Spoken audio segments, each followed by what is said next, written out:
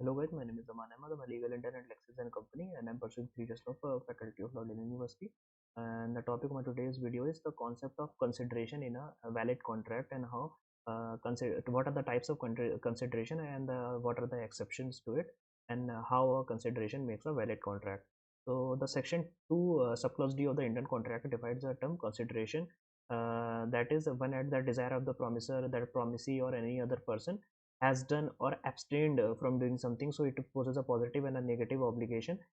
Does or abstains from doing something, promises to do or abstain to do something, then such an act, abstinence or promise is called consideration for the promise. So in short, the term consideration was means something in return or a quid pro quo. If we so author Pollock said the price for which the promise of the other is bought and the promise thus given for the value is enforceable. And the Blackstone also said that the recompense given by the party contracting to the other, so it is a recompense given to the party contracting to the other.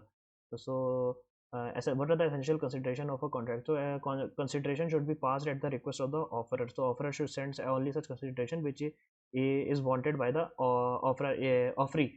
So in the case where offeree sends unwanted consideration, he has no right to claim counter consideration. It was said in a case law of Durga Prasad versus Baldio. Then consideration may move from a promise to or any other person. So in India now, according to section 2 subclause D of the Indian contract, consideration may move from the promisee or if the promiser has no objection from any other person. In England also, a consideration should move from promisee only. Though it is said so, English law has given an exception. There should be a blood relationship between the promisee and the other person who is sending the consideration. So it was also backed by the case of Dutton versus Poole.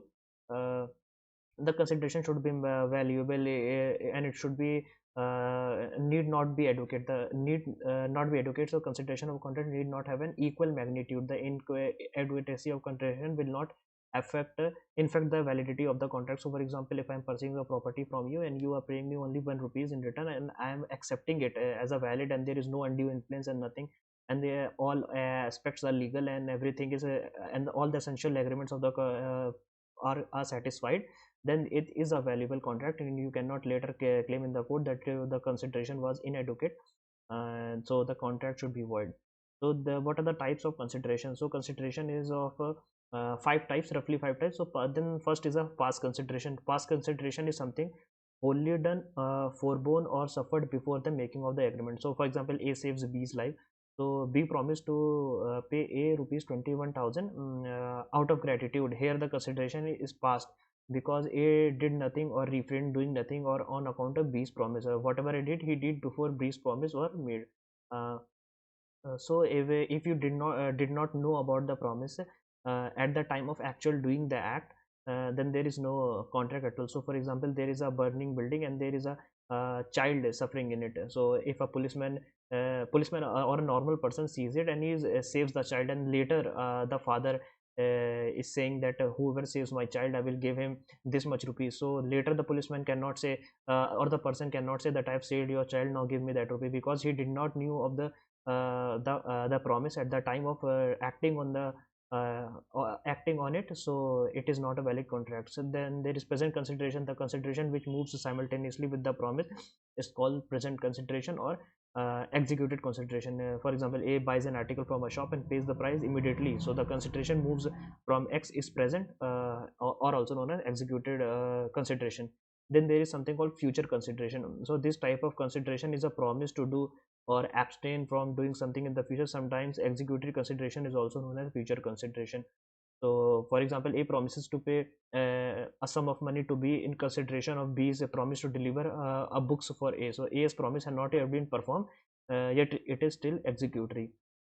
Then there is unreal consideration. So when a consideration exists only in words and not in fact in a I mean it does not have material value, material existence, and then some consideration is known as unreal consideration for a promise. A, for example, A promises to pay B 10,000 on a particular day in consideration of a promise to pay B rupees 500 at the same time. So the consideration is unreal or illusionary, and the promise will be regarded as a mere gratuitous promise. A pays to B rupees, so that much amount. And then there is unlawful consideration.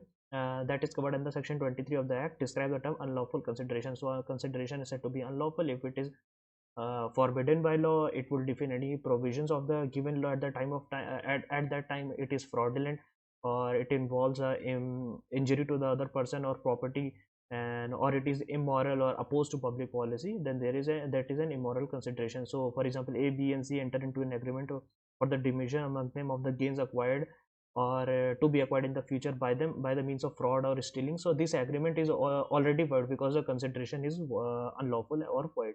uh, then there is exception to consideration also. Section 25 of the Indian contract lays down a few exceptions where an agreement made without consideration is not void. The first and the foremost is the natural love and affection, like a spouse and the parent and a child. So a written and a registered agreement based on natural love and affection between near relatives is enforceable without consideration.